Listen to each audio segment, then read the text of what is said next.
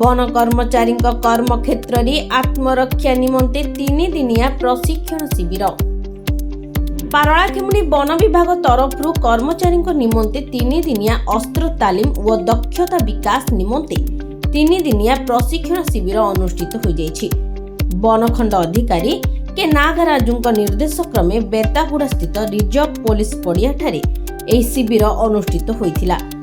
एथिरे एसीएफ ठारू आरंभ करी रेंज अधिकारी व फॉरेस्टर माननकु विभिन्न प्रकारर बंदूक चालना प्रशिक्षण दिया जाइथिला।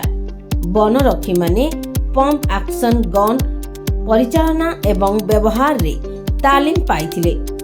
एसीएफ रेंज अधिकारी एवं फॉरेस्टर माननकु 9mm पिस्तौल एवं 5.56 mm एक्सकालिबर एयर राइफल्स व्यवहार रे तालीम दिया जाइथिला।